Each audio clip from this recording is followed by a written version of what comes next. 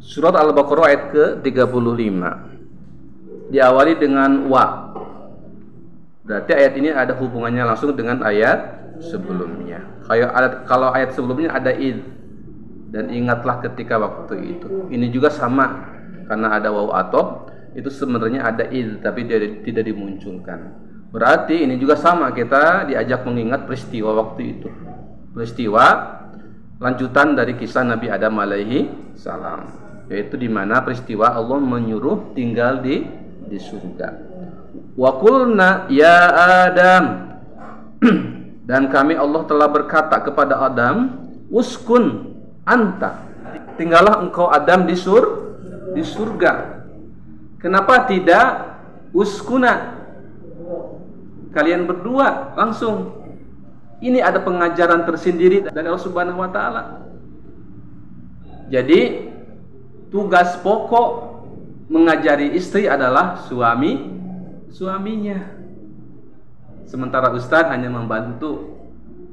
Nah, berarti ketika Allah menyuruh Adam tinggal di surga, maka Adam juga harus mengajak istrinya tinggal di surga. Nah, gitu ya. Maka hikmahnya adalah diantaranya memberi pengajaran kepada kita bahwa suami adalah paling terdepan yang harus mengingatkan kepada istri. Ya. Dan seharusnya rame-rame majlis talim itu adalah bapak-bapak. Karena bapak-bapak pulang dari majlis talim bisa mengajarkan kepada istrinya. Kalau sekarang kebalik ya. Majlis talim di mana-mana ramenya ibu-ibu. Di mana-mana rame ibu-ibu. Padahal dituntut yang lebih duluan adalah suaminya agar bisa mengarahkan istrinya dan anak-anaknya, gitu Bu ya. Bukan tidak boleh mengaji ibu, tapi maksudnya ada pengajaran khusus dalam konteks ayat ini, konteks kalimat ini, Masya Allah Bu ya. Nah, jadi gitu, ada pengajaran khusus. Kalau misalnya ditegur emosi gimana Ustaz? Apa? Kalau ditegur emosi gimana? Siapa yang emosi? Ya misalnya kalau kita biasa kan ini istri, terus ditegur istri malah emosi kadang-kadang gitu. Ada yang begitu. Yang lebih tahu istri sendiri kan suaminya. Masa sama istri kayak perang Rusia sama Ukraina, pasti ada ininya lah, ada titik itunya lah, tahu selah-selahnya. Enggak lah. Iya, ya pelan-pelan lah ya, pelan-pelan saja. Bapak ibu yang lebih tahu lah istri dan suaminya Bu ya, insya Allah.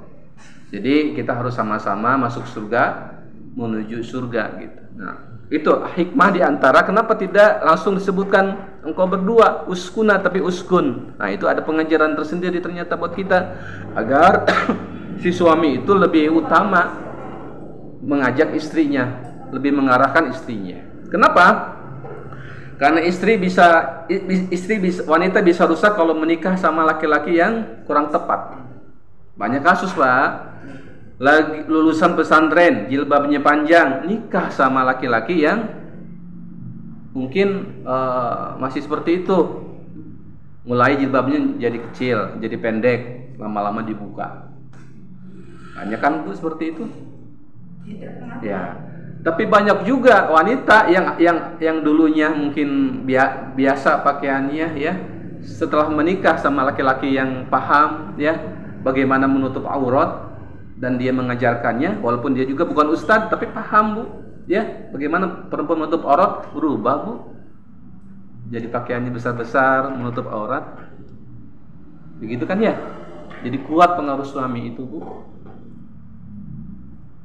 Tapi sekarang kan kita juga bisa saksikan, sekarang juga banyak suami yang membiarkan, senang melihat istrinya dipuji-puji, apalagi di media sosial. Berarti saya beruntung dapat punya istri cantik. Bukan begitu, ya, bukan begitu. Ya silakan di media sosial karena memang zamannya, tapi harus ada batasannya.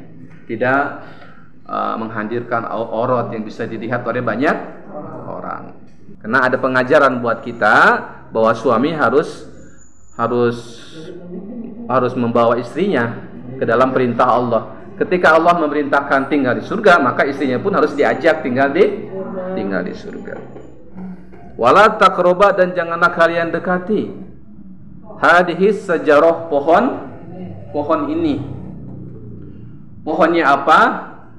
Banyak ulama yang mengatakan, ada yang mengatakan pohon tin, ada yang dikatakan pohon nihlah dan macam-macam. Tapi tidak detail Allah dan Rasulnya menerangkan pohon apa. Hanya para ulama menjelaskan saja. Tapi Allah dan Rasulnya tidak detail. Berarti bagi kita sebenarnya tidak terlalu tidak terlalu fokus apa namanya. Yang penting pengajaran di sini. Pengajarannya apa? Allah melarang mendekati pohonnya. Padahal tujuan utamanya Allah melarang makan buah pohon itu. Makan buahnya, Bu, bukan pohonnya. Kan pohon nggak bisa dimakan. Tujuan akhirnya Allah melarang makan buah yang ada di pohon itu. Tapi larangannya jangan mendekati pohon itu. Berarti ada kaidah, sesuatu yang mendekati keharaman itu juga dilarang. Makanya wala taqrabuz zina, tujuan akhirnya dilarang zina. Tapi dua-duaan dengan lawan jenis termasuk mendekati zina, berarti sama-sama juga dilarang. Gitu, Bu, ya.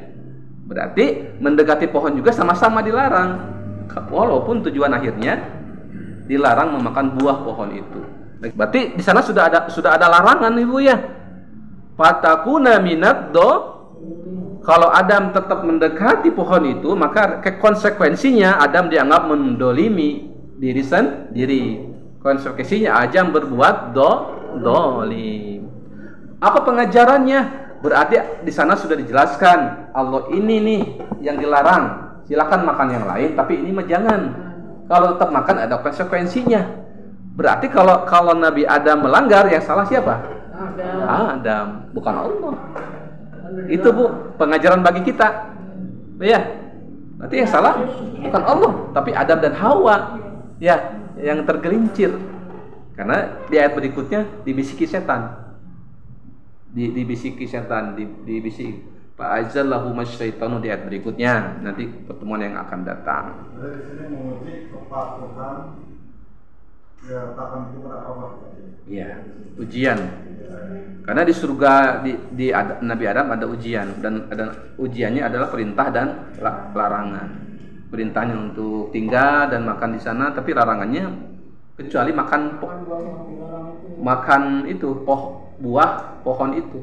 Berarti yang bisa diambil pengajaran kita hari ini, kalau kita berbuat salah, ya jangan menyalahkan Allah, jangan menyalahkan Rasulnya, naudzubillah min dzalik. Ya, salahkan saja diri sendiri. Karena petunjuk Allah sudah jelas di Al-Quran. Apa ini perintahnya, apakah ini larangannya, sudah jelas petunjuk Allah. Dan tugas Nabi Muhammad sudah sempurna.